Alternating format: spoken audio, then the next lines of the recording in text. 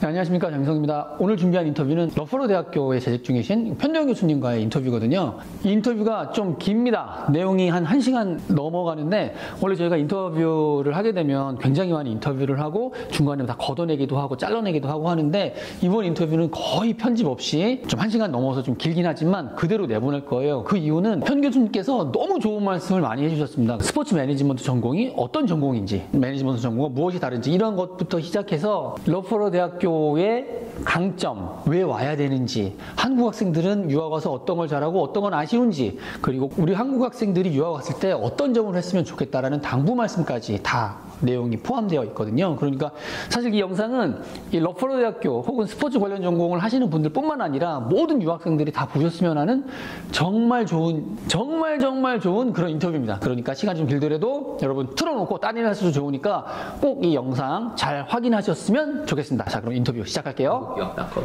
안녕하세요. 영국유학.com 특파원 이정로입니다. 오늘은요, 스포츠 전공 세계 1위 러프버러 대학교 스포츠 매니지먼트 교수님으로 재직 중인 편도영 교수님을 모셔봤습니다. 안녕하세요. 네, 안녕하세요. 안녕하십니까. 러프버러 대학교 스포츠 매니지먼트 스포츠 마케팅을 전공하는 편도영입니다. 안녕하세요. 네. 러프버러에 대한 질문이 되게 많은데, 네네. 제가 답을 못 해줄 수 있는 부분이 너무 많아서, 네. 교수님한테서 이제 좀, 교수님이 아무래도 여기 계시고 학생들도 많이 가르쳐 보셨고 하니까 좀 더 많은 이제 질문 그리고 대답들을 해주실 것 같아서 이제 오늘 인터뷰 시간을 네. 가져봤어요. 스포츠 매니지먼트가 일반 매니지먼트랑 이제 어떻게 다른 거예요? 제가 인터뷰에 앞서 이제 3가지 정도 먼저 당부드리며, 네. 이건 첫 번째는 그냥 제 개인적인 의견이고, 네. 아마 어쩌면 사실과 다를 수도 있을 거예요. 제 경험에 의해서 말씀드리는 거니까 틀린 부분이 있을 수도 있을 거고, 그리고 어떤 이제 학생들 케이스라든지 이런 극단적인 아주 네. 뛰어난 학생 이런 쪽보다는 평균을 위주로 제가 그렇죠. 평균을 위주로 말씀을 드리고, 그리고 보통 이제 뭐 방금 하신 질문 같은 거 비슷한, 예를 들어 스포츠 경영이 뭐냐, 네. 러프버러 대학이 어떤 거냐, 이런 정보, 기본적인 정보는 제가 인터넷에 봐도 굉장히 많아요. 그리고 그게 다 정확한 정보이기 때문에 굳이 그런 기본적인 정보 같은 경우는 인터넷 구글링을 통해서 충분히 습득할 수 있고, 저 같은 경우는 그런 일반적인 얘기는 최대한 배제하고, 그런 이제 뭐 교과서적인 답변보다는 조금 어떻게 보면 좀 불편할 수도 있고, 뭐 굳이 아니 이 학교 뭐 이런 점은 좋은 점이 아니고, 뭐 이런 경우에는 뭐 굳이 영국 유학을 올 필요도 없다 이런 경우도 있고, 그리고 그 3개 정도 이제 개인적인 네. 의견, 그리고 이제 굉장히 평균적인 의견, 네. 조금 일반적인 내용에서는 배제된 그런 쪽으로 이제 말씀드리면, 첫 번째 질문 같은 경우는 이제 우리가 뭐 스포츠 매니지먼트가 어떻게 다르냐 그거 얘기할 때 보통 이제 매니지먼트는 이제 어플라이드 디스플린 해가지고 뭐 피어런스 학문이 매니지먼트라든지 뭐 심리 사회 네. 이런 쪽에서 가져왔, 이런 거는 굉장히 기본적인 내용이고, 이제 그거보다도 이제 보통 우리가 매니지먼트라 그러면 이제 상품을 다루는 학문이라고요. 상품은 그 굿즈라는 재화랑 네. 서비스가 있다고요. 아, 예. 그걸 다루는 건데, 이제 간혹 어떤 산업들 같은 경우는 그 산업 자체가 굉장히 특수한 경우가 있어요. 그 마케터 특수하고 그 소비자들도 굉장히 특수한 경우. 그런 산업들은 자체적인 이 매니지먼트 학문이 있다고요. 예를 들어 그 스포츠가 그렇고, 뭐가 있죠? 호텔, 호텔 뭐 매니지먼트. 관광, 부동산, 병원 이런 쪽은 이 일반 매니지먼트에서 다 커버가 불가능한 것들은 자체적인 학문이 있는데, 보통 우리가 그런 이 산업들을 보면 대부분 서비스 산업이에요. 그러니까 우리가 스포츠 매니지먼트 그렇지만 정확하게는 스포츠 서비스 매니지먼트죠. 아, 스포츠 서비스. 그래서 이제 이정로 박사님 같은 경우는 이제 뭐 엔지니어링 바탕으로 어떤 아디다스에서 축구화를 만든다든지, 이제 볼을 만드는 같은 거는 정말 굿즈, 이제 재화 쪽이고, 굳이 서비스 쪽은 아닌 거죠. 근데 이제 저희 스포츠 스쿨에서 다루는 스포츠 매니지먼트는 전부 이제 서비스, 그리고 우리가 말하는 뭐 경기라든지 이벤트라든지 뭐 이런 쪽이죠. 그래서 이제 그런 쪽으로 접근을 하면 먼저 이제 스포츠 서비스 서비스의 개념이 중요한데, 뭐 아시다시피 서비스라는 게 똑같은 축구 경기를 해도 똑같은 팀이 똑같은 선수로 축구 경기를 해도 오늘 경기랑 내일 경기랑 완전 다르다고요. 같은 게 하나도 없다고요. 패스부터 해가지고. 그리고 뭐 여러 가지 특성들이 있는데 그 중에 가장 중요한 서비스의 특성이 서비스의 생산과 소비가 같이 일어나요. 그게 구체적으로 어떤 예를 들어 거죠? 팬데믹 때 관중 없이 축구를 했다고. 네, 맞아요. 그럼 이건 정상적인 상품이 아닌 거죠. 관객들이 없으니까. 그렇죠. 물론 TV 청취자는 있지만 보통 이제 상품을 만들기 위해서 생산을 하고, 이제 일반적인 저와 같은 경우는 생산을 하고 공장에서 그걸 보관을 한 후에 샵으로 가서 소비자한테 간다고요. 그렇죠. 근데 스포츠는 생산과 동시에 소비가 일어나면서 이 상품이 되는 거라고요. 축구 자체가 축구든 뭐 스포츠 모든 스포츠 이런 뭐 코칭이든 이런 강의든 네. 저 혼자 이렇게 하는 거면 상품이 아니고 학생이 있으면 그게 하나의 상품으로 나오는 거죠. 그 말은 그 서비스를 공급하는 사람하고 받는 사람들 사이의 그 인터랙션이 굉장히 중요해요. 또 다르게 얘기하면 소비자들이 상품을 생산한다고. 그래서 이제 일반 경영 뭐 휴먼 리소스 매니지먼트 같은 그 인적 관리 이런 과목에서는 소비자들을 휴먼 리소스로 보진 않아요. 근데 스포츠 경영에서 휴먼 리소스에서 아주 중요한 리소스 중 하나가 소비자인 거죠. 소비자를 하나의 휴먼 리소스로 봐요. 왜냐하면 생산을 같이 하니까. 그래서 이제 매니지먼트에서는 같이 생산하는 소비자의 행동, 그 사람이 느끼는 것, 그런 심리적인 것, 그 사람들이 반응하는 것, 이런 거를 이제 공부를 하는 것이 하는 분야인 거죠. 그렇게 되게 생각보다 깊고 넓게 커버가 되는 것 같아요. 제가 생각하는 것보다. 그것도 다른 예를 들면 이제 최근에 이제 월드컵 보셨잖아요. 네. 한국 16강전 보셨죠? 브라질하고 경기. 그리고 이제 결승전을 보셨을 거 아니에요? 그 두 경기를 딱 비교했을 때 어느 경기가 더 재밌었어요? 결승전. 물론 우리나라를 사랑하지만 결승전이 더 재밌었습니다. 그리고 한국 이런 경기는 보통 대부분이 저도 그랬지만 한 후반전 가서부터는 일단 예측할 수 있는 거죠, 승부를. 그리고 이제 흥미가 떨어지고 딴 것도 하고 그렇게 집중을 하지는 않죠. 그 말이 무슨 얘기냐면, 예를 들어 지금 한국에 애플페이가 없단 말이에요. 그러면 어떤 일이 일어나냐면 삼성 전화기가 점유율을 굉장히 높게 하는 거죠. 점유율이 한 60-70% 되나? 그러니까 대부분 다른 나라와 다르게 삼성의 전화기 점유율이 굉장히 높은데 거기에서 만약 애플이 철수를 한다, 한국 마켓에서. 그럼 어떤 일이 벌어지냐면 엄청난 돈을 벌겠죠. 이제 마켓을 독점해버리면. 삼성이. 그렇죠. 다 모든 사람이 삼성만 사는 거지. 근데 예를 들어 스포츠 경기에서 브라질이 경기를 독점해버리잖아요. 그러면 사람들이 열광을 하는 게 아니라 관심을 꺼버리죠. 그렇죠. 지금 별 관심이 없죠.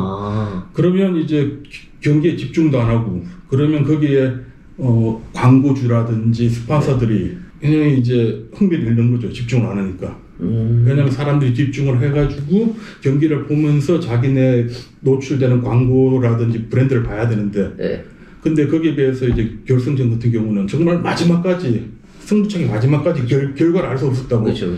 그럼 사람들이 90분, 30분, 2시간 이상 집중을 하는 거죠. 계속 엄청난 집중을 하는 거죠. 그러면 그 마켓이 막 살아나는 거죠.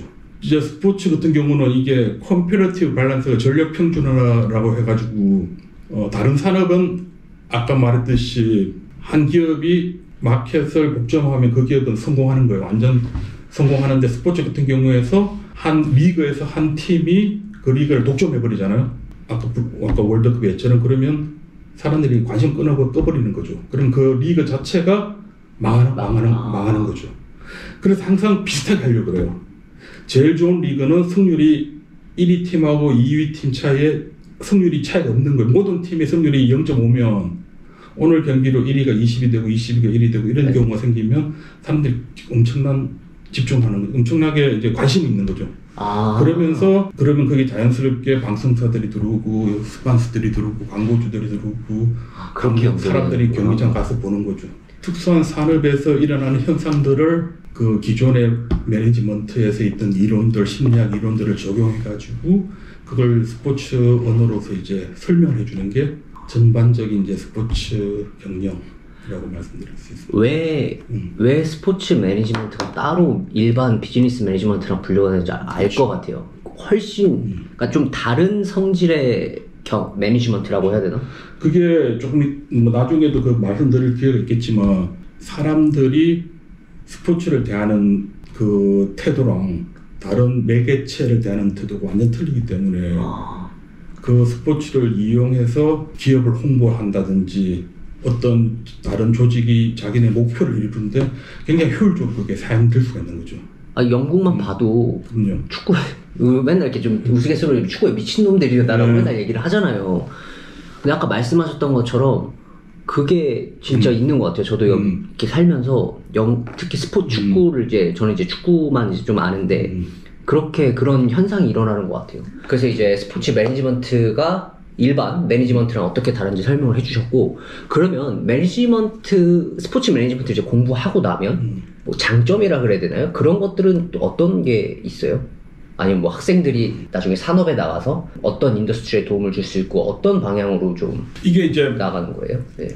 예를 들어 이제 스포츠 경영을 전공한 학생들이 어느 분야로 나가냐, 이게 어떻게 보면 취업에 관련된 부분이 굉장히 중요한, 아마 유학을 오려는 학생들이 가장 중요하게 생각하는 이 분야일 건데, 일단 교과서적인 답변은 저희 이제 학교 오픈하우스라든지 이런 데 보면 이제 홈페이지에 나와 있는 게 95%의 졸업생, 스포츠 졸업생이 6개월 안에 취업이든 대학원이든 직업을 가진다고 나와 있다고요. 네. 그리고 이제 예를 들어 저희 스포츠 매니지먼트 같은 경우는 지금 1년에 학부에 신입생이 150명, 석사생이 한 200명, 350명 매년 이제 배출이 되는데, 그게 지금 최근 뭐 20년, 30년 동안 그 축적된 그 인프라들, 그 지적 네트워크들이 지금 영국과 유럽 전 스포츠 산업에 쫙 깔려 있다고요. 그래서 엄청난 네트워크, 이런 점을 이용해서 이제 학생들이 굉장히 대부분 모든 스포츠 산업 분야에 다들 진출했고, 그런 정보는 이제 홈페이지 같은 데 가면 아주 자세히 나와 있어요. 그 어느 분야는 어느 분야. 근데 그거보다도 제가 말씀드리고 싶은 거는, 이제 학생들이 보통 이제 왜 영국에 오냐 그러면 스포츠를 좋아하고 뭐 대부분 축구를 좋아한다고요. 축구를 좋아해서 온다. 그리고 축구 조금 더 구체적으로 하면 프리미어 리그에서 일하고 싶다. 이 정도라고. 네. 우리가 이제 그런 직업군들 한번 살펴보면 많은 직업들 있잖아요. 그러면 보통 이제 항우조 직업군이 완전 프로페셔널 직업이 있고, 그 밑에 이제 뭐 세미 프로페셔널, 준 프로페셔널 있고, 그 밑에 약간 프로페셔널, 모방한 미믹 뭐 이런 식으로 이런 단계별로 있단 말이에요. 그러면 스포츠 매니지먼트가 어딨냐면 아무리 잘 쳐도 준 프로페셔널이에요. 아마 사이언스 이쪽은 조금 더 위에 있을 수 있는데, 그 기준이 보통 이제 뭐냐 하면 그 진입 장벽이라고. 뭐 얼마나 트레이닝을 해야 되는 그런 것도 있겠지만, 이 직업군은 이쪽 프로그램을 이수하지 않으면 아예 진입이 안 되는 경우도 있고. 스포츠 매니지먼트 했고 위에가 스포츠 사이언스. 그러니까 예를 들어서 이제 지금 제가 말씀드린 건 예를 들어 뭐 라이센스 필요한 것들 있죠. 의사라든지 변호사라든지 회계사 이런 쪽은 내가 그쪽 관련 공부를 했다고 해서 되는 것도 아니고 라이센스를 따야 되는 거고, 의사 같은 경우는 예를 들어 뭐 6년이면 6년 어느 정도 기간에 나라에서 인정한 학교에서 교육을 받아야지 그 의사 고시를 볼 수 있고 할 수 있는 거잖아요. 제가 아무리 의사 쪽 지식이 있어도 내 고시를 1등을 해도 의대를 안 가면 못 한다고. 근데 이제 대부분의 스포츠, 특히 스포츠 경영 관련 직업들은 세미 프로페셔널이라서 진입 장벽이 일단 낮아요. 그 말은 예를 들어 뭐 월드컵을 보고, 이게 하나의 장점이 될 수도 있는데, 월드컵을 보고 스포츠 산업에서 일하고 싶다, 저런 그 승리의 그런 기분을 같이 선수들로 누리고 싶고, 저기서 이제 뭐 내가 팀의 전력을 위해서 일하든 아니면 마케팅 쪽을 하든 선수를 위해서 일하든 저런 그 무대에서 같이 일하고 싶다고 생각을 들면 그게 쉽게 어떻게 보면 가능한 일이라고요. 예전에 뭐 호텔리어 같은 이제 호텔 관련 드라마 나오면 라스베가스 호텔 매니지먼트 하는 것 같은 거 엄청 어렵다고. 맞아요. 그리고 그런다고 뭐 병원 드라마가 한다고 의대가 확 뭘 이런 건 아니라고요 또. 예시가 확 와닿아요. 그렇죠. 그 말은 내가 진입을 쉽게 할 수 있고 이 직업을 하는데 어떤 그런 바운더리가 없다고. 누구든 오면 관심 있고 누가 어플라이 해가지고 라이센스가 특별히 필요한 것도 아니고 그 말은 다른 사람도 올 수 있다는 거거든. 진입 장벽이 스포츠 조금 낮다. 매니지먼트를 전공을 안 해도 보통 제일 많은 질문이 어디 취업을 할 수 있냐, 뭐 이제 졸업생들이 어디 취업을 했냐. 근데 그게 상당히 어떻게 보면 별 의미가 없는 게 뭐 다 할 수 있다고. 보통은 다 할 수 있다 그렇게 얘기하는데 그것보다 중요한 거는 본인이 이제 영국을 올 때 내가 무엇을 하고 싶은지를 어느 정도 생각을 해서 오는 게 되게 중요한 것 같아요. 보통 이제 내가 고등학생이든 뭐 18, 19 이렇게 돼가지고 내 인생에서 내가 뭘 하고 싶을지 결정하기가 쉽지가 않다고 솔직히. 그렇죠? 맞아. 그리고 그때는 뭐 경험도 많이 없고 해가지고 근데 막상 축구를 좋아한다고 영국 오는 거는 좀 아니죠. 축구 좋아하면 그냥 동네 축구하면 되니까. 그리고 축구 보는 걸 좋아하면 차라리 한국에서 프리미어리그 보기가 훨씬 쉬울 거예요. 여기 와서보다도. 근데 내가 축구에 관심이 있고 축구팀에 관심이 있고 축구팀에서 전력 분석 쪽에 관심이 있다. 이 정도만 해도 그러면 이제 굉장히 자기가 앞으로 유학을 왔을 때 거기 하나의 길잡이가 생긴다. 목표가 생기면 중간에 무슨 힘든 일이 있더라도 그쪽으로 갈 수가 있다고. 근데 보통 그런 목표가 대부분의 학생이 목표가 없이 왔을 때 졸업해서 뭐 여기 취직한다 그러는데 와서 보니까 막상 자기가 그렇게 안 되니까 뭐 실망도 많이 하고 그렇지만 이게 러프로 대학의 스포츠 경영을 졸업했다고 오셨어 뭐 이런 것도 아니라고요. 그럼 자기가 거기에 갈 준비가 돼야 되는데 그거는 난 러프로 다니지만 뭐 난 자동차 회사 가고 싶다 그렇게 갈 수도 있는 거고. 그래서 이제 제가 이제 학생들한테 누누이 이제 당부드리는 거는 그래도 어느 정도 자기 목표를 가지고 와야지.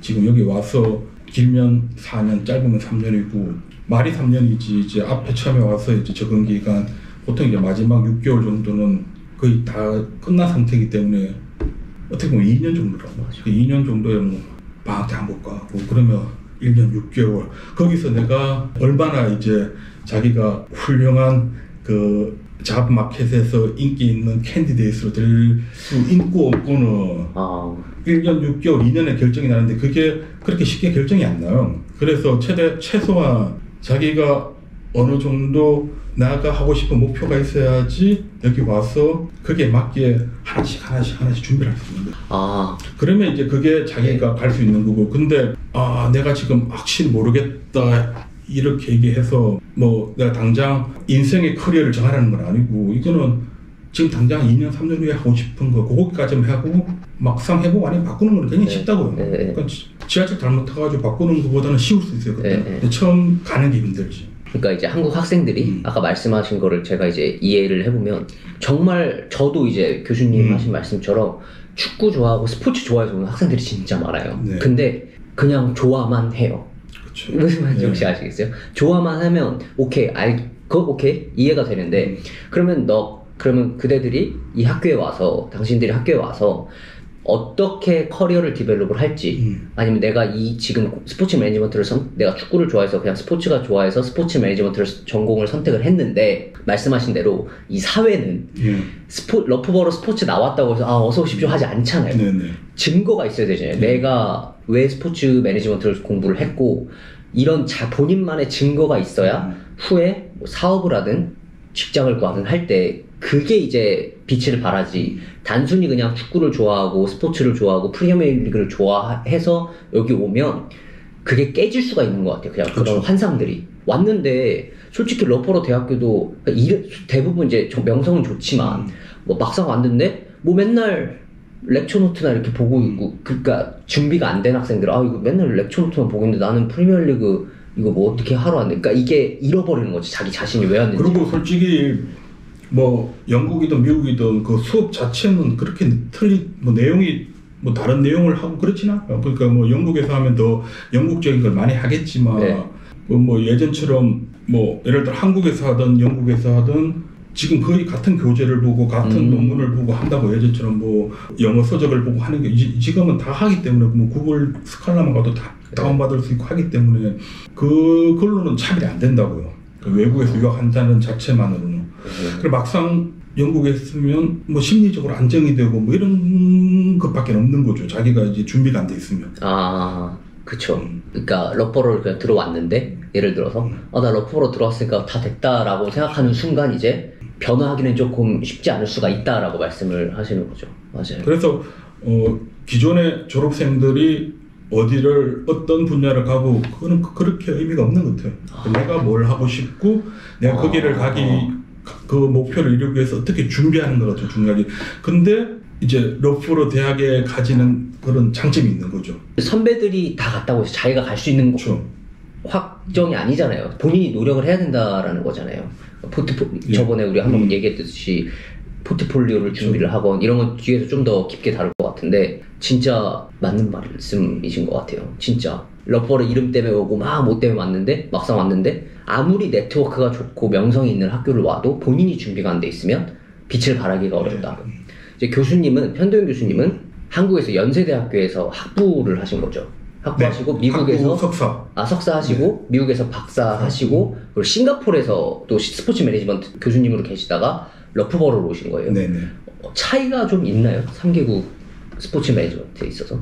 그게 참 재밌는데 이제 3개국이지만 제너럴하게 보면 보통 교육 시스템이 미국식, 영국식으로 나눠진다고요. 그리고 미국식을 표방하는 특히 아시아의 나라들은 한국, 중국, 일본, 대만 정도 그쪽은 이제 조금 미국식 쪽으로 가는 거고 제가 하는 말 중에 이제 조금 틀린 데서 제가 해주세요. 저도 이제 한국 시스템이라든지 이런 거는 완전 90년대 그 경험을 바탕 얘기하기 때문에 그리고 이제 영국 시스템을 이제 따라가는 나라들은 주로 동남아 쪽, 뭐 말레이시아, 싱가포르, 홍콩 이런 쪽은 이제 호주, 뉴질랜드는 이제 영국을 따라가고 영국 시스템을 이제 시스템에 맞게 이제 커리큘럼을 짜고 그래서 이제 두 개의 시스템이 있는데 제가 이제 학부 석사는 한국에서 하고 박사는 미국에서 하고 그리고 싱가포르에서 9년 동안 교수하고 여기서 이제 7년째인데 그럼 이제 두 개의 시스템을 경험을 했는데 가장 큰 차이가 뭐냐면 특히 이제 교수 입장에서는 그리고 이제 학생들 입장에서는 수업을 듣는 입장에서 가장 차이가 뭐냐면 미국 시스템, 미국, 한국 이쪽 시스템은 그 교수는 완벽하다 이거예요. 교수한테 수업에 대한 모든 권한을 줘버려요.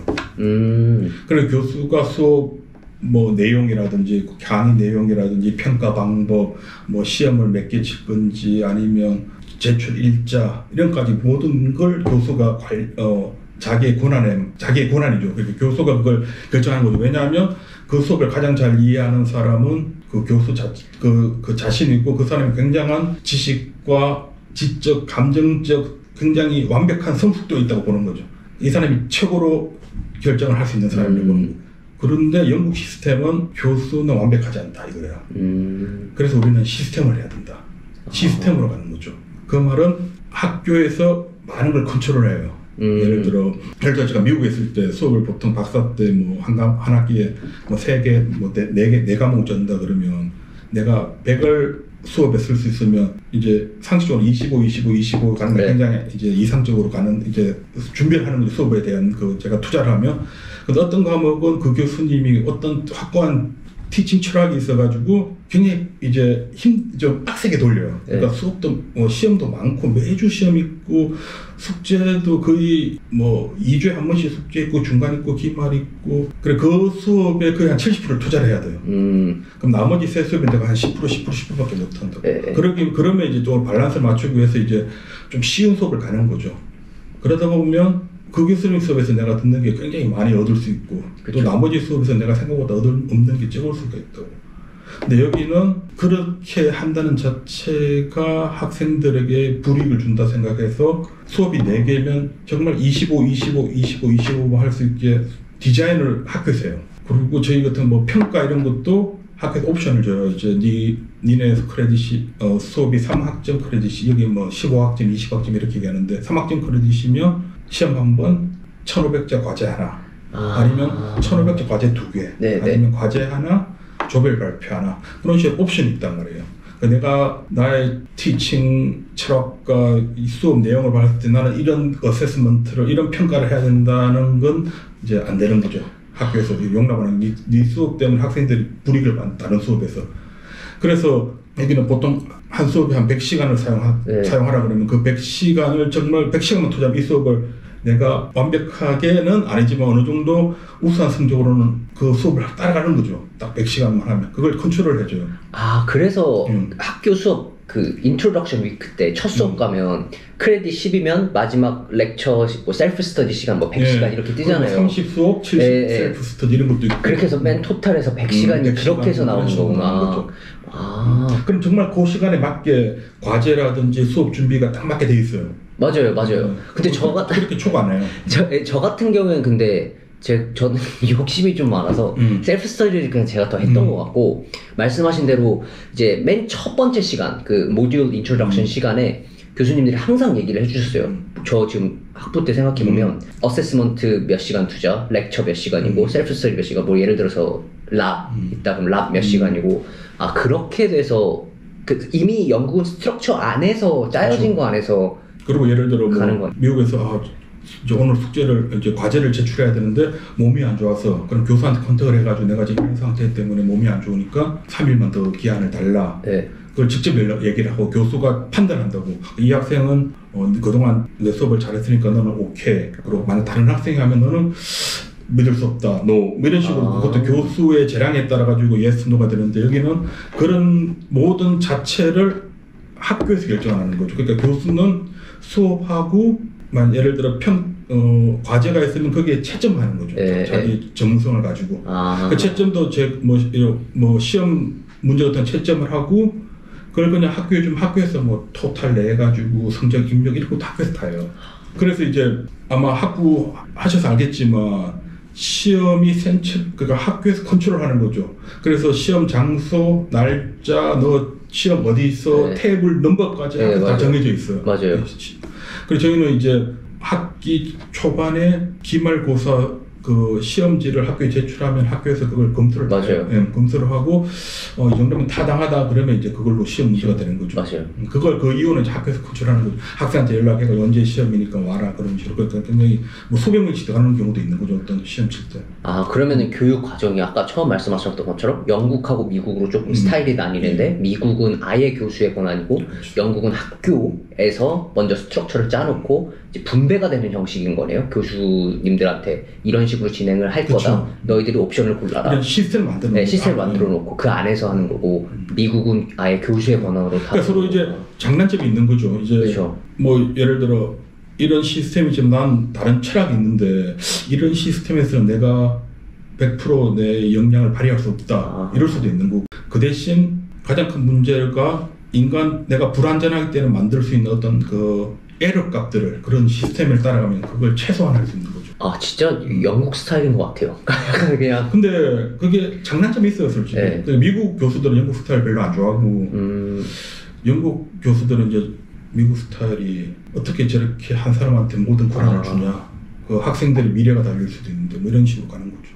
그러면 스포츠 매니지먼트에 있어서는 배우는 건 아까 말씀하셨다시피 크게 막 차이는 없는 건가요? 이제 이것도 이제 제 경험인데 예를 들어 미국에서는 워낙 학교가 많고 이제 보통 미국의 티칭 중심의 스포츠 매니지먼트 프로그램 같은 경우는 교수가 아마 2명, 1명, 2명 이렇게밖에 없는 학교들이 굉장히 많아요. 그러면 이제 과목이랑 과목의 커리큘럼 비슷하다고요. 그러면 1명, 2명, 8과목 가르쳐 1년에. 1명, 2명이 스포츠 매니지먼트, 뭐 마케팅, 휴먼 리소스, 조직 관리, 어카운팅, 이코노믹스 다 커버를 해야 된다고. 내가 전공은 마케팅을 했지만 조직 행동 이쪽을 해야 돼요. 티칭을. 그러면서 그러다 보면 아까 얘기했지만 전문성이 굉장히 떨어질 수가 있다고. 그러나 내가 박사받고 티칭 경험도 없는데 바로 이렇게 투입돼가지고 모든 권한을 줘버리면 여기서 엄청난 에러가 나오는 그 에러가 어떻게 보면 학생들한테 다 불이익으로 간다고. 근데 이거는 이제 저희 학교의 장점일 수도 있는데 여기 스포츠 매니지먼트 지금 저희 프로그램의 교수가 22명이거든요. 그럼 굉장히 많은 거라고. 미국에서 굉장히 큰 리서치 스쿨도 100명 안 되는, 10명 안 되는 프로그램 굉장히 많아요. 보통 한 7명, 8명. 저건 한 명, 2명도 있고. 그러면 그 수업을 미국은 한 교수가 한 과목을 하는 거고, 여기는 대부분 모든 수업이 팀 티칭이라 가지고 보통 한 3명, 4명, 5명까지 투입된다. 모듈 하나에. 모듈 하나에. 네, 모듈 하나에. 그렇죠. 그 말은 한 2주, 3주 저랑 수업을 했으면 그 이후에는 다른 교수가 와서 자기가 제일 잘할 수 있는 분야를 한다고. 그러니까 제가 한 과목을 하는 게 아니라 제가 전공하는 분야가 이 과목에 이쪽 분야에 있으면 얘가 투입이 되고 이 과목이 맞아. 이쪽에 있으면 이쪽으로 투입이 되고. 맞아요. 제가 할 수 있는 건 하는 거죠. 그래서 퀄리티 면에서는 미국이나 타 학교보다는 훨씬 좋은 것 같아요. 저는. 그렇겠네요. 그것도 제가 이제 2000년 초반 때 경험이니까 지금 뭐 최근에 얘기 들어도 뭐 많이 바뀌지는 않은 것 같은데 그래도 혹시 뭐 약간 다를 수도 있는데 일단 미국은 팀 티칭이 아니고 여기는 팀 티칭, 팀으로 티칭하고 학생 입장에서도 한 10몇 주 동안 같은 교수를 보면 지겹다고. 그리고 했던 얘기 또 하고 네. 또 하고 또 하고 이럴 수도 있고. 여기는 약간 지겨울 정도 되면 교수가 바뀌어요. 계속 바뀌면서 새로운 또 분위기로 맞아. 수업을 하는 거죠. 맞아. 근데 그 모든 머터리얼이라든지 시스템은 이게 스탠다드하이즈 돼 있고. 그래서 저는 이제 제가 티칭을 따로 들어가 본 적은 없는데 영국에서 제가 이제 학부 때나 이제 보면 왜 그렇게 했는지 이제 이해가 되는 것 같아요. 그게 영국 특히 이제 우리 학교의 가장 큰 장점. 우리 학교의 장점. 그 수업을 학부든 석사든 전공 수업을 할 때 22명의 교수로부터 서포트를. 그러니까 각각 그 아까 말씀하셨던 스포츠 매니지먼트 그 넓은 분야의 세부 전공으로 전문가분들이 계시고 이분 마케팅 쪽에서도 소셜 미디어 전공하신 분이 소셜 미디어 커버하고 스폰서십 전공하는 사람이 스폰서십 커버하고 그것도 나뉘는 거죠. 그러면 확실히 에피션시 그 효율성이 엄청 높겠네요. 그리고 에피션시도 있고 이펙티브니스도 있고. 그러네요. 효과적이죠. 효과적이네 훨씬. 제가 제일 잘할 수 있는 걸 수업을 하니까. 교수님 그러면 어떤 쪽? 저는 이제 마케팅에서도 스폰서십, 광고, 소비자 행동 쪽으로. 예. 근데 딴 교수는 뭐 이벤트 쪽을 하는 교수 있고 소셜 미디어 쪽 하는 교수도 있고 아니면 어떤 교수는 이제 조직 쪽으로 하는 교수도 있고 그런 거죠. 이거 교수님이 이 학교의 교수님이 된 이제 이유나 과정이 이거 괜찮아요? 이제 제가 싱가포르에 처음에 갔다고요. 네. 그 있는 학교가 싱가포르는 대학이 몇 개 없는데 그 학교가 유일하게 이제 스포츠 관련 전공이 있는 학교고, 근데 그 학교 작년 이제 QS 우리가 보통 하는 QS 전체 대학교 랭킹을 보면 12위예요. 12위. 12위면 그 밑에 어떤 학교들이 있냐면 뭐 프린스턴, 코넬, 콜롬비아, 유펜 이런 학교들이 막 14, 10 이래 있다고요. 근데 정작 많은 사람들은 이 학교를 잘 몰라요. 난양공대인데 잘 모른다고.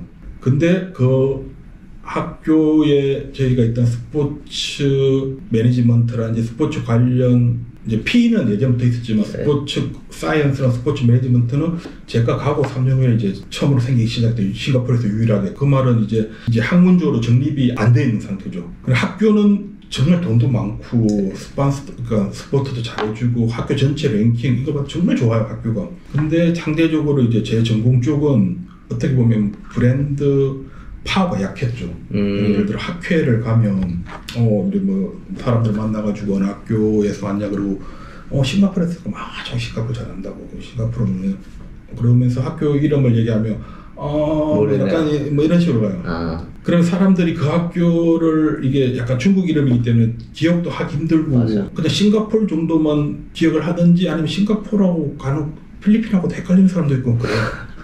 그러니까 그 나라의 브랜드, 이제 학계에서 그 학교의 브랜드, 그 학과의 브랜드가 어떻게 보면 굉장히 조금 약하죠. 그 브랜드 밸류가. 거기에 비해서 이제 러프보르는 사람을 만나고 러프보르 그러면 아는 척해요. 거기서 자기가 가봤다 그러고 뭐 그런 거 박사하면서도 안 느끼실 수 있는데 그 학과에 대한 브랜드 파워가 굉장히 좋아요. 맞아요. 그게 저는 이제 어떻게 개인적으로 보면 싱가포르도 굉장히 커리어 디벨롭하기엔 굉장히 좋은 환경임에도 불구하고 그래도 이제 이 학교를 고려한 이유 중 하나가 특히 저희 전공 같은 스포츠 경영도 마찬가지인데 어떻게 보면 학교의 명성 이런 게 굉장히 중요할 수가 있다고. 특히 이제 차이를 많이 못 내는 그런 전공들, 사람들 교수 사회에서든 그렇게 차이가 안 나는 전공 이런 쪽은 특히 직업군 이런 쪽은 학교의 그 후광 효과가 좀 중요할 수도 있다. 그 나중에 이제 뭐 취업적으로 하면 이제 말씀드릴 건데 저는 약간 그런 걸 느꼈던 것 같아요. 학회를 가든지 그러면 이제 그래서 그 미국에서 박사를 했고 이제 아시아에서도 했으니까 유럽 쪽은 한 번도 가본 적이 없어서 한번 그런 것도 있고 그 중에서도 로프로의 그 레퓨테이션 이런 것도 학교 레퓨테이션 그 브랜드 파워 이런 쪽도 굉장히 관심이 있고 건강히 뭐 인터넷 쳐봐도 많이 나오지만 왜 스포츠가 1위라고 생각을 하세요? 이게 내부자의 약간 시선으로 보시면 예전에는 러프로 이제 2017년 전에는 러프로 대학 그러면 스포츠 명성이 좋다. 뭐 영국의 스포츠가 가장 유명한 학교다 이 정도였지 뭐 최고 1위 세계 1위 이런 얘기는 안 나왔다고. 그게 2017년에 QS라는 기관에서 스포츠 관련 전공 랭킹을 거의 처음으로 하면서 이제 러프로 1등 했다고. 그리고 지금 2022년까지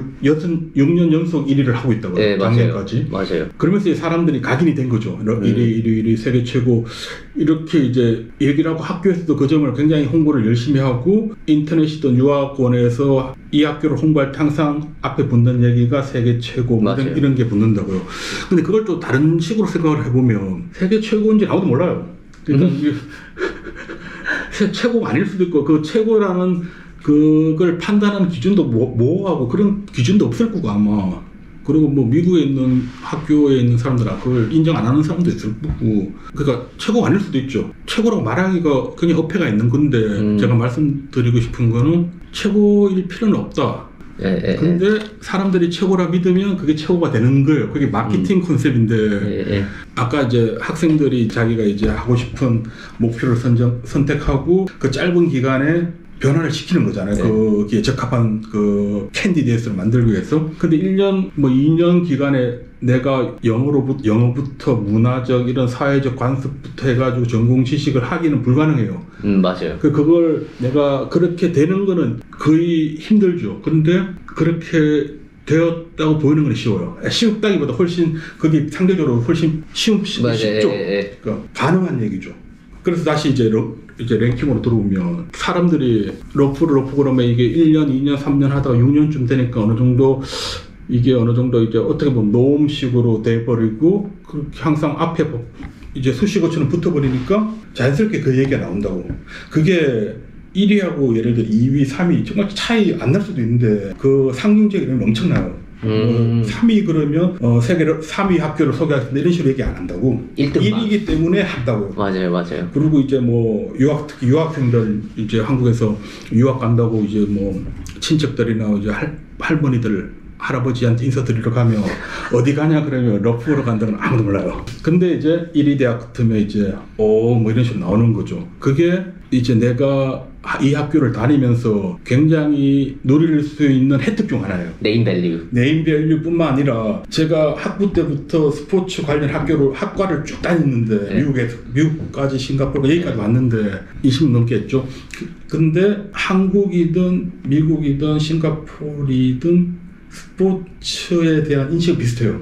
그러니까 특히 스포츠 전공이라 그러면 왠지 공부는 안 했을 거고 뭐 그런 거 있잖아요. 왠지 공부. 그러니까 제가 미국에 처음 유학을 가서 그래도 거기 꽤 스포츠 매니지먼트가 큰 학교고 유명한 학교인데도 첫 시간에 교수가 젊은 교수인데도 자기 친구들 만나면 자기 친구들이 자기 학교에 와서 오늘은 축구하고 왔냐 그러고 오늘은 야구하고 왔냐 그러고 우리는 좋겠다고 매일 스포츠 하니까 뭐 그런 식으로 이제 인식이 있다고요. 그런 인식 때문인지 약간 학문적으로는 약간 좀 떨어지지 않을까 그런 전반적인 사회적인 그런 게 있다. 그게 전반적인 분위기일 수도 있고 아니면 내가 속해 있는 여기 커뮤니티에서도 그런 분위기가 있을 수 있고 내 친구들 사이, 가족들 사이 아니면 그 학교 구성원들 안에서까지 그런 게 있다고요. 근데 이 학교는 약간 틀려요. 아마 경험하셨겠지만 예를 들어 학교에 올 이제 뭐 영국 내 랭킹이 잘 나왔다 그러면 이제 여기 구성원들이 이과 사람들이 안 해도 역시 스포츠 때문에 뭐 이런 식으로 스포츠 관련 전공들이 이 학교에서 굉장히 리딩 그러니까 상위권에 있는 프로그램들이 프로그램들이라고요. 그게 미국에 쓰던 싱가포르에서 한국에 쓰던 제가 한 번도 경험해보지 못한 거였다고. 아, 그게 큰 차이가 있네요. 거기에서 오는 어떤 만족감? 그게 그냥 하는 얘기가 아니고 학생들 입학 점수를 봐도 여기가 뭐 AAB 그리고 상당수 학생은 트리플 A 학생 여기 높아요. 여기 높아요. 그게 비즈니스라든지 다른 엔지니어링보다 높다고 여기는. 네. 그러니까 학생들 사이에서 스포츠 쪽은 공부를 해야지 가는 학교 그런 인식이 있고 학교 내 교수들 이렇게 다른 교수들이든 그 학교 총장님뿐만 아니라 그런 그 시니어급 교수들 사이에서도 스포츠가 학교에서 리딩하는 그룹 그런 것도 있고 그리고 여기 이 러프로에 살면 스포츠 한다 그러면 그 하다못해 그 동네 사람들도 스포츠 최고다 이런 식 그런 게 있다고. 맞아요. 네. 있어요 그런 거. 거기서 오는 별거 아니지만 그 상대적인 만족감 이런 게 일단 공부를 하시면서 내가 스포츠를 함으로써 어떤 사회적으로 불이익 이런 그 전혀 느낄 수가 없고 여기서는 그게 연장이 되어가지고 취업을 한다 아니면 유럽이든 어디든 이제 스포츠 산업 쪽에서 내가 커리어를 쌓고 싶다 그럴 때 전공 학교가 어디냐 졸업 학교가 뭔가 러프로다 그러면 사람들이 그게 있다고 넘버원 이런 게 그게 별거 아닐 수도 있는데 아까 약간 얘기했지만 이제 스포츠 산업에 진입 장벽이 낮다 보니까 스포츠 전공자도 지원하고 뭐 타 학교 탁과 학생도 지원하고 거기서 누가 특출난 사람을 뽑아야 되는데 그 베리에이션이 그렇게 많지가 않다고요. 학점, 영어, 뭐 커뮤니케이션 능력, 뭐 이런 팀워크 이런 건데 그런 게 인터뷰 뭐 30분 1시간으로 그걸 잘 할 수가 없다고. 그 학점 보고 약간의 태도 보고 이런 건데 그런 거는 그 리스크가 있는 거죠. 다 졸업하고 나중에 보니까 아닐 수도 있는 거고 뭐 예를 들어 내가 프로그래밍을 하는데 IT 쪽이다 아니면 내가 뭐 실험을 한다 그러면 내가 뭐 성과가 있잖아 그럼 그걸로 말 수 있는데 그러면 뭐 태도가 좀 안 나와도 이렇게 모셔가는 거죠. 네네. 그런 게 없는 직업군 항군에서는 이 뽑는 사람이 이 얘를 뽑을 때 약간 어떤 마음속에 죄책감 같은 게 길티가 그걸 없애주는 게 어떻게 보면 학교 명성 이런 게 있다고. 얘를 왜 뽑았냐 그러면 얘 러프로다 그러면 넘버원 그러면 약간 모든 게 잠식되는 그런 효과가 있을 수가 있어요. 맞아요. 그게 진짜 저도 100% 동의를 합니다. 그게 아무것도 그러니까 넘버원이 아닐 거예요. 근데 사람들이 그렇게 믿으면 넘버원이 되는 거예요. 맞아요. 그게 차이가 없을 때는 학교의 레퓨테이션이라는 게 굉장히 중요하죠. 중요하게 작용을 하는 것 같아요. 영국에서 대학 어디 나냐고 옥스퍼드 캠브리지면 거의 모든 게 이제 그 다음에 별로 질문 없다고 그런 거 돼가지고 그래 이제 왜 뭐 좋냐 이거는 이제 아까 얘기했듯이 커리큘럼 교수 숫자 그리고 여기 시스템 예를 튜터링 시스템 이런 것도 다 좋지만 그런 걸로 해서 이제 학교 자체에서 랭킹 관리를 잘하는 거죠. 근데 거기에서 나오는 이제 반사효과는 굉장히 큰 거죠. 근데 그게 혹시 영국에서 어느 학교를 갈까 고민하는 분들이 고려하실 때 이런 학교 레퓨테이션 이런 게 생각보다 중요해요. 왜냐하면 한국 학생들이 매니지먼트가 꽤 많이 오잖아요. 스포츠 매니지먼트에. 그러면 한국 학생들이 타 나라 유학생들보다 이 부분은 굉장히 강한데 이 부분이 조금 없는 것 같다. 약간 이런 거 혹시 느끼신 거 있어요? 이정로 박사님도 많이 느꼈겠지만 한국 학생들이 굉장히 성실하고 일단 기본적으로 학생들이 수준이 높아요. 그리고 굉장히 성실하고 태도도 좋고 특히 이제 제가 그건 많이 느낀 게 이제 졸업 논문이라든지 석사 학사 졸업 논문 때 이제 한국 학생들이랑 1대1 논문을 할 경우가 있는데 그러면 그 학생들이 1대1이니까 이제 이거는 이제 정확한 가이드라인을 준다고요. 그러면 이 학생들이 확실한 모티베이션이 있고 내가 무엇을 해야 되고 언제 데드라인이고 무엇을 해야 되는 그런 확실한 인스트럭션이 딱 있으면 굉장히 잘해요. 맞아요. 딱 짜여진 거 딱 나오면 뭐 수업 시간에 수업에서 리포트라든지 시험에서 간혹 점수가 안 좋은 경우는 좀 적응 못하는 경우 있고 자기가 하고는 싶은데 뭘 해야 되는지 모르는 경우가 굉장히 많다고. 뭐 한 100명, 200명의 수업에서는 그 교수가 그렇게 자세한 인스트럭션 안 주니까. 왜냐면 영국 학생들 그렇게 계속 이제 트레이닝을 해온 학생들이고 저기 초등학교, 중학교부터. 한국 학생들 그렇게 트레이닝을 안 한 상태에서 지금 여기 방식대로 이렇게 평가 가버리면 몰라서 못하는 경우가 굉장히 많죠. 근데 학생들이 알면 정말 잘해요. 자기가 뭘 해야 되는지 알면. 그러면 그렇게 언어적으로 이렇게 약점이 안 되는 경우도 많아요. 퍼포먼스가 좋으니까. 그리고 태도가 틀리니까. 그리고 맞아요. 머리도 좋고 학생들이 잘해요. 우리나라 진짜 저도 진짜 100% 동의를 해요. 진짜. 근데 이제 조금 부족한 게 뭐냐면 특히 이제 스포츠 산업 경영 관련 산업에서는 이제 취업을 했을 때 모든 일들이 대부분의 이 업무가 팀으로 들어가요. 네. 개인기를 발휘하고 이런 경우가 별로 없다고. 다 팀으로 해가 팀 미팅을 하고 팀 브레인스토밍하고 거기서 이제 커뮤니케이션을 하고 같이 놀기도 놀고 그러면서 이제 업무를 하는데 그걸 제일 처음 학교로 와서 느낄 수 있는 게 조별 과제예요. 맞아요. 팀 프로젝트. 그러면 이제 처음에 딱 갔을 때 연구 학생도 한 4명, 5명 있고 내가 있으면 그 소셜하는 능력이라든지 그 팀워크에 대한 처음에 부담을 많이 느껴요. 왜냐하면 언어적인 것도 있고 문화적인 것도 있기 때문에 맞아. 조금 약간 위축되는 주눅 약간 들고. 이제 근데 이제 그 교수들은 보통 교수 다 얘기하죠. 이게 스포츠 산업에서 하는 일을 어떻게 하는 방식이다. 그래서 니네들이 이런 프로젝트가 중요하다. 맞아요. 조별 뭐 그렇게 얘기하면 그 학생들이 이렇게 하는데 본인하고 안 맞다 이렇게 생각하는 학생, 좌절하는 학생이 굉장히 많아요. 그러면서 스포츠 산업이 나랑 안 맞구나 이렇게 생각하는 학생도 있다고. 근데 그것도 내가 목표가 확실히 있으면 그거는 바꿀 수 있는 거예요. 바꿀 수도 있고 노력할 수도 있는 거고. 근데 이제 보통은 그런 목표가 없고 굉장히 큰 부담감으로 오니까 그걸 약간 피하게 되고 계속 맞아. 딱 그냥 부딪혀야 되는데 부딪히고 아니면 사진 꺼내놓고 얘기를 하듯 이렇게 맞아. 할 정도 진짜 할 수 있는 학생 거의 별로 없는 거. 저도 이제 뭐 제 얘기인데 저는 학부 때 팀워크 들어가면요. 맨 처음에 우선 제가 먼저 이니시에이션을 했어요. 미팅룸 잡고 이런 거 제가 하고 그 다음에 저는 첫 미팅 할 때 먹을 걸 사갖고 갔어요. 그 테스코나 이런 데 가면은 뭐라 그러죠? 브라운이나 이런 거 팔잖아요. 그런 거 갖고 가서 야, 나 유학생인데 내가 영어를 잘 못해. 근데 내가 그래서 똑같은 걸 또 물어볼 수도 있고 내가 너네가 한 말을 내가 잘 이해를 못할 수도 있는데 대신 내가 또 물어볼게. 화를 내지 말고 잘 들어줘. 그러면 제 경험상 정말 90% 좀 넘게 애들이 다 이해해줬어요. 그게 진짜 다 이해해줬어요. 여기 학생들이 여기 사회 문화가 지금 영국에서 제일 키워드가 EDI 그래가지고 이퀄로 평등, diversity, inclusion, 그러니까 다양성, 그 포용성 이게 지금 이 사회적 키워드고 학교에서는 이걸 굉장히 강조를 하고 학생들 그걸 충분히 잘 알고 특히 여기 학생들이 제가 보기엔 착해요. 그리고 외국인 학생들에 대해서 이해하려고 억셉하려는 게 굉장히 높아요. 뭐 이렇게 안 사도 내가 이런 상황에서 설명을 하면 학생이 거기서 뭐라 하는 사람 아무도 없어요.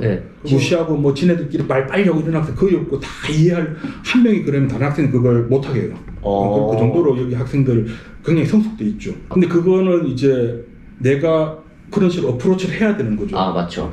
근데 내가 그냥 가만히 있고 자꾸 하면 이제 영국 학생들도 얘는 싫어하는구나. 맞아요. 그렇게 판단을 해요. 말을 꼭 하고 그게 해야 돼요. 너 뭐 차별해서 말을 안 하는 게 아니고 말을 거는 게 약간 신뢰로 생각하는 수 있는 거고. 이게 문화적 차이가 확실히 있어요. 근데 말을 하면 제가 만났던 영국 애들은 90% 이상은 다 들어주고 심지어 이렇게 되겠어요. 그러니까 본인은 영어라는 언어를 하나밖에 못하는데 너는 영어 너는 너의 모국어도 하고 영어도 할 줄 아니까 더 리스펙을 하는 거예요. 그래서 팀워크나 이런 프로젝트들이 더 스무스하게 가는 경우가 전 진짜 많았어요. 그러니까 그걸 하다 보면 자신감이 생긴다고. 맞아요. 얘랑 편하게 되면 자신감이 생겨요. 그리고 일도 그러면 농담도 하고 친해지고 뭐 영어 못하는 걸로 서로 놀릴 수도 있고 막 따라하고 그러면 야 니는 뭐 아까 말했듯이 영어 말고 뭐 할 줄 아냐 뭐 이런 식으로도 할 수 있고 그러면서 이제 소셜이 되는 거죠. 그러면서 스몰톡도 되고 거기서 이 과제뿐만 아니라 어떤 문화도 배우고 그게 결국에 이제 인터뷰하든지 나중에 자기 목표를 이루는 데 굉장히 중요하죠. 그러니까 쫄지 마시고 거의 매 학기마다 한두 개씩 조별 과제가 있으니까 대부분 학생들이 그걸 부담스러워 하더라고요. 팀워크 그러니까 조별 과제. 조별 과제. 근데 어차피 내가 여기 연구를 오는 목적이 있고 내가 졸업을 하고 싶은 게 있으면 그걸 해야 되지 않겠어요? 부딪혀봐서 그렇죠? 해봐야죠. 근데 그걸 하기 위해서 이게 필요하다 그러면 조금씩 해야죠. 그러니까 이제 회피해버리고 아유 한국 돌아가야 되겠다 이런 생각하고 그러면 이제 계속 이제 그 거리가 생기는 거죠. 지금 한국 학생들 거의 그래도 요즘 학생들은 많이 잘하는 것 같아요. 제가 봐도 적극적으로 하고. 맞아요. 다른 것 같아요, 진짜. 이제 러프버러 오고 싶어 하시는 학생분들 중에 졸업 후에 스포츠 에이전시 쪽에서 일하고 싶어 하시는 학생분들이 정말 많아요. 근데 그분들에게 이제 현실적인 조언 같은 거 혹시 해주실 수 있으신가요?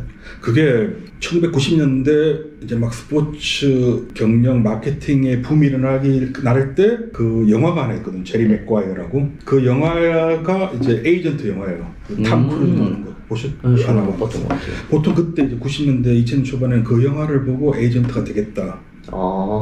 그러면서 이제 뭐 그때 박찬호 선수 에이전트 얘기도 나오고 이런 그때 이런 뭐지 스캇 보라스 이런 얘기 나오고 이렇게 해가지고 막 스포츠 매니지먼트 붐이 일어났다고요. 그리고 아직까지도 많은 학생들이 이제 에이전트가 되고 싶다 하는데 보통 이제 하는 얘기가 뭐냐면 에이전트가 되기 위해서 필요한 거는 매니지먼트보다는 변호사 자격증이다 이런 식으로 얘기를 많이 한다고요. 왜냐면 다 이게 보통 에이전트 그러면 선수와 콘트랙 이런 쪽으로만 생각 많이 한다고. 그러니까 콘트랙에 사인을 하면 변호사 자격증이 있어야 된다고요. 그리고 이런 법률적인 걸 상담을 하려면.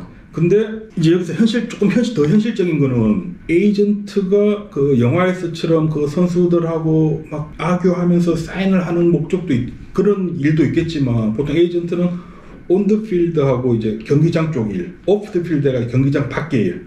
그걸 다 한다고요. 에이전트. 네. 그게 한 명도 아니고 팀으로 그 에이전시 뭐 스포츠 마케팅 컴퍼니 뭐 IMG 이런 데서 전반적으로 하는 거죠. 그 선수들 컨트랙부터 해가지고 경기력 네. 향상 뭐 그 스캔들 관리 아니면 그 마케팅 쪽 선수 브랜드 디벨롭먼트 이런 게 다 에이전트 일이라고. 그래서 지금 스포츠 에이전트가 되기 위해 에이전트가 내가 말하는 아까 얘기했던 콘트랙트 관련 있면 네. 법적으로 공부를 하셔야죠. 근데 그 요즘은 에이전트가 법적보다도 상품화 시켜가지고 마케팅하는 쪽으로 더 많이 한다고요.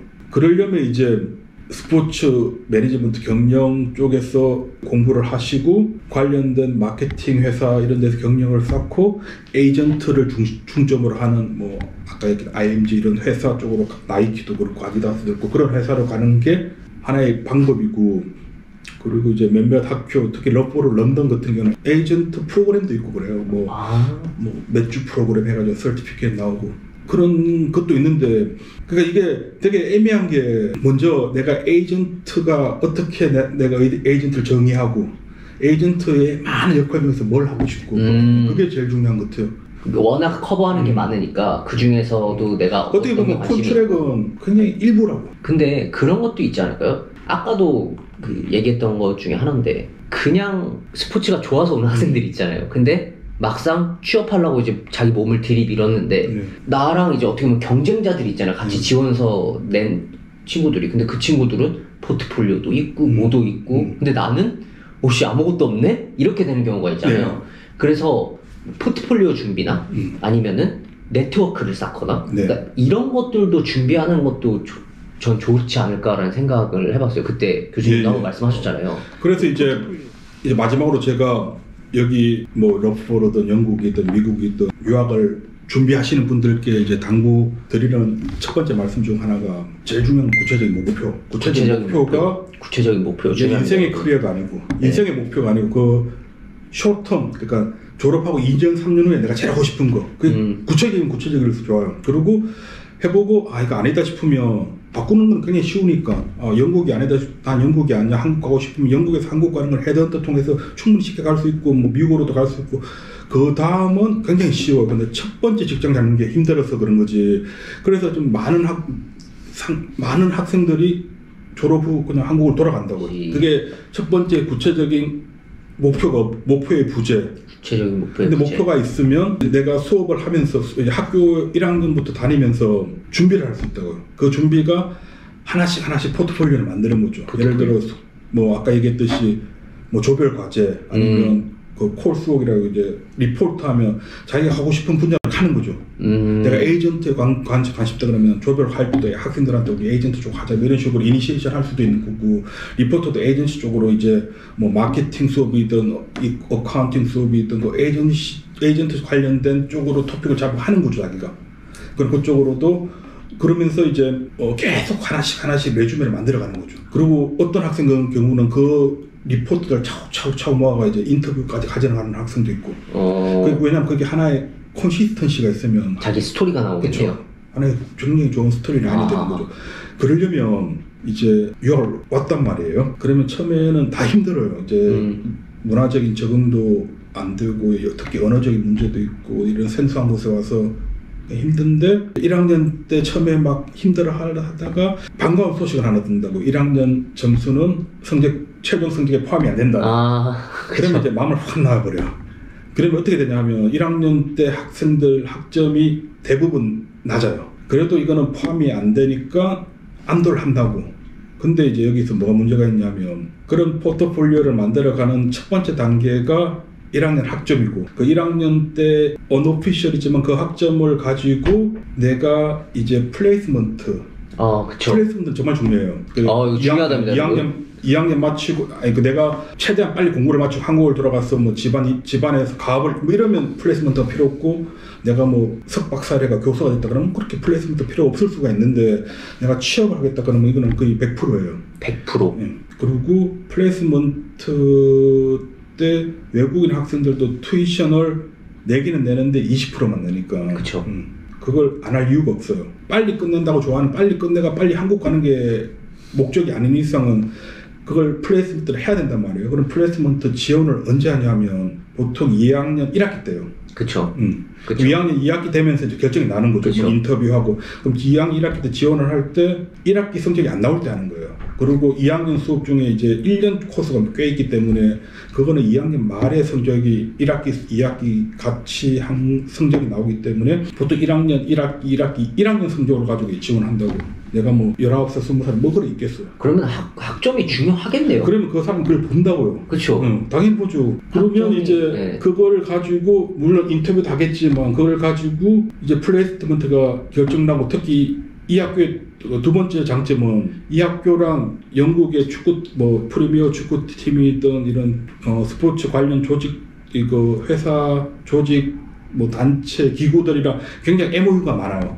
그러면 여기가 워낙 스포츠 쪽으로 발달됐기 때문에 예를 들어 뭐 산학 협력도 하고 뭐 연구도 도와주고 그 대신 기브앤 테이크죠. 그 대신 플레이스먼트 주로 많이 달라 그래요. 그러니까 1년에 5짜리 개런티 해달라. 뭐 얼마 전에 첼시, 리버풀하고도 하면서 뭐 플레이스먼트 자리 이런 식으로 딜을 치는 거죠. 우리는 그러면 뭐 퍼실리티를 제공해주겠다, 필드를 제공해주겠다 이런 식으로 가는 거고. 그럼 굉장히 여기 플레이스먼트에 있는 그 회사들 리스트들 중에 좋은 회사들이 많다고, 좋은 팀들도 많고. 일단 기본적으로 그쪽을 우리가 그냥 이용할 수가 있는데 그것도 이제 좋은 맨 유나이티드 플레이스먼트 인턴십 같은 경우는 굉장히 학생들이 많이 모인다고. 그러면 얘들이 학점 봐야죠. 학점 보는 거죠. 그리고 인터뷰 했을 때 내가 언어도 안 돼. 학점도 안 좋아. 문화적으로도 잘 적응 안 돼. 그러면 이쪽에서 절대 뽑을 이유가 없는 거죠. 그렇죠. 그러니까 첫 번째 학점. 그리고 1학년 마치고 보통 대부분 한국을 간다고. 1년 동안 고생했다고. 근데 1년이 아니고 10월부터 해가지고 보통 한 5월 되면 다 끝나니까 그쵸. 한 7개월 맞아. 뭐 했다가 한 4개월 한국 갔다 오는 거예요. 네. 근데 그 1학년 여름방학 한 3개월, 4개월 요때가 학점 그 다음으로 중요한 시기예요. 이때 뭘 하셔야 돼요. 뭐 이제 공식적인 플레이스먼트는 안 했지만 굉장히 여기 인턴 기회가 많다고요. 맞아요. 여기 뭐 어떤 한국 학생인데 이 학생들 같은 그냥 레스트시티 거기 멀천다이즈 샵인가 파는 그 두대 문 열고 노크에 가서 혹시 파타임 안 뽑냐고 주말에 이런 식으로 해가지고 그 마침 그때 그러면 와서 뭐 주말 뭐 일주일에 3일 정도 와서 하라고 그러면 수업 없는 시간에 가서 하고 그러면 그 학생 굉장히 성실하고 잘하니까 그럼 이것도 하고 뭐 경기장 쪽 운영도 하고 하다가 막판 오프도 나오고 그랬다고. 그 자기가 어떻게든 해야 돼요. 뭘 두드려서 만들어내야 되네요. 그게 정말 종이 한 장 차이인데. 와 이거 진짜 너무 좋은 말씀인 것 같아요. 근데 이메일을 보내고 찾아가고 가고 안 하고 차이가 나중 되면 굉장히 큰 차이가 벌어졌어요. 그럼 그러려면 이 1학년 끝나고 여름방학 3개월, 4개월이 본인 커리어, 보통 커리어가 없을 거 아니에요. 그러니까 그렇죠. 산업, 그러니까 경험이 없는 상태에서 거기에 유일하게 할 수 있는 플레이스먼트 전에 유일하게 할 수 있는 그 기회를 한국 가서 먹고 싶은 거 있다고 먹고 그러면 이게 그것도 이제 약간 이제 말리기 시작해요. 그러니까 그거 한 학생들 그리고 그 경력 3개월, 4개월 그 관련 내가 목표가 있으면 그걸 목표에 맞게 가는 거죠. 그걸 하고 학점 관리가 돼 있고. 그럼 2학년 1학기 시작하고 이제 플레이스먼트 오피스랑 컨택하면서 지원을 하고. 그럼 거기서부터 이제 레주메를 보면 이 학생은 뭔가 준비가 돼 있는 학생은 아예 다르게 보이겠네요. 그러니까 처음부터 이제 학점 관리 1학년 수업 이제 학점 안 들어간다고 졸업할 때. 하지만 플레이스먼트를 하려면 너무 중요하고, 그리고 플레이스먼트는 나중에 졸업 후에 직장을 잡기 위해서는 거의 필수 코스죠. 그걸 준비하기 위해서. 2학년 마치고 이제 보통 플레이스먼트를 한다고. 그쵸. 인턴십을 1년짜리. 근데 그것도 1년이지만 길게 하는 학생은 예를 들어 5월쯤 수업이 끝나고 10월에 시작하잖아요. 네. 그러면 6, 7, 8, 9, 10, 1년 5개월까지 할 수 있어요. 아예 딱 풀로 채워서. 그러니까 2학년 끝나자마자 한 6월부터 해가지고 3학년 9월 말까지 하는 거죠.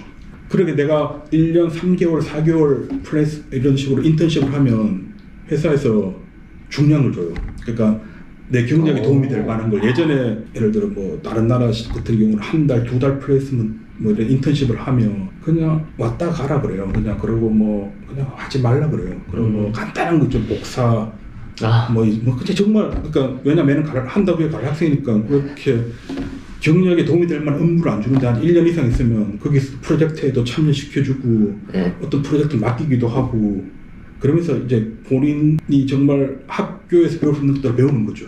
그러면서 네트워크도 써고. 그래서 여기 플레이스먼트 마치고 90% 이상 학생들이 오퍼를 받아요. 그 회사에서. 근데 그 학생들은 더 좋은 데 가는 거죠. 대부분. 왜냐면 그 경력으로 잘 쌓아놓으면 점프를 할 수가 있네요. 보통 이제 플레이스먼트는 자기가 그 졸업하고 가고 싶은 학교, 회사 조직이랑 약간의 갭이 있으니까 왜냐하면 주로 이제 집 주위 이런 쪽으로 많이 하니까. 그 대신 뭐 플레이스먼트를 아주 좋은 프로팀에서 하는 학생들은 거기서 계속 가는 학생들도 있고. 맞아. 사실 그 B클럽, 축구로 말씀드린 B클럽의 인턴 자리가 얻기가 정말 컴페티티브 하잖아요. 그렇죠. 엄청 많이 지원하잖아요. 이제 거기서 뽑히려면 외국인으로서 영어도 당연히 잘해야 되고, 그러니까 본인을 뽐낼 만한 증거가 있어야 되는 거잖아요. 그게 포트폴리오가 될 수도 있고, 이제 학점이 될 수도 있고 하니까 그런 거를 잘 준비해 놓으시면 엄청 도움이 많이 될 것 같아요, 진짜. 그리고 아까 계속 얘기했듯이 영어를 잘하고 뭐든지 잘하기는 힘들어요. 근데 잘하게 이 사람들 느끼게 하는 거는 생각보다 쉬워요. 그게 하나의 전략이죠. 그러려면 내가 나의 레주메가 그걸 얘기를 해줄 수도 있고 나의 포트폴리오 얘기를 해줄 수 있고 그쵸. 아니, 내가 얼마나 인터뷰를 준비를 했냐. 그 인터뷰 하는 얘기 뻔하니까 그걸 100번에 200번 연습을 하는 거죠. 맞아. 아니면 뭐 친구들 세워놓고 연습할 수도 있는 거고. 그렇게 하다 보면 이제 하나씩 느는 거죠.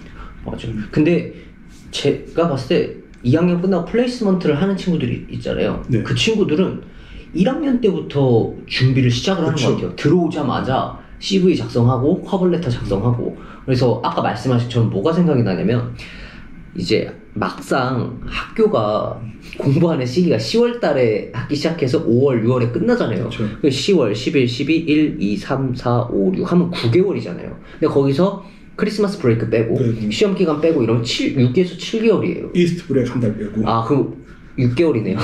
그럼 6개월 안에 조금 과장을 해서 말하면 그때 승부를 봐야 되는 거잖아요. 6개월 안에 학점 관리하고 CV 쓰고. 그래서 이제 영국이 조금 뭔가 그 시간이 짧아서 좋다라는 게 있잖아요. 근데 그만큼 컴페티티브한 것 같아요.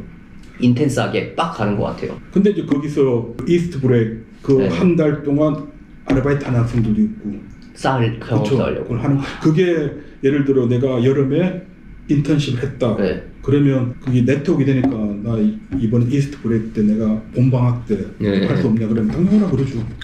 그게 하나씩 쌓이는 거죠. 그 레주메 한 줄 그게 굉장히 중요해요. 그거 없이 내 여기 졸업했는데 졸업생들 어디 있나 어디 취업했나 이런 식으로 접근을 하면 굉장히 그래서 뭐 어쩌라고 이런 식으로 하는 거죠. 3학년 때 준비하려면 좀 늦겠네요. 그럼 이제 보통 포기를 많이 하죠. 아.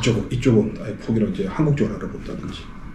근데 굳이 그럴 필요는 없는 거예요. 왜냐하면 자기가 대부분이 여기 영국을 올 때 비행기 안에서 이제 꿈꾸던 그런 졸업하고의 삶이 있을 거예요. 근데 그게 그 5개월, 6개월, 1년도 안 해요. 그때 맞아. 어떻게 하는가에 따라서 하는데. 승부를 떼야 돼. 그리고 20대는 대학 2번, 3번 가도 그게 늦은 나이가 아니니까. 요즘은 또 이제 졸업하고 2년 동안 그 포스트 비자를 맞아요. 주잖아요. 그러니까 그게 예전에는 학생들 그래도 졸업하면 2달 안에 어떻게든 해야 되니까 보통 졸업할 때쯤 되면 너 비자 해가지고 그 워킹 비자를 안 준다고. 왜냐면 리스크가 있으니까.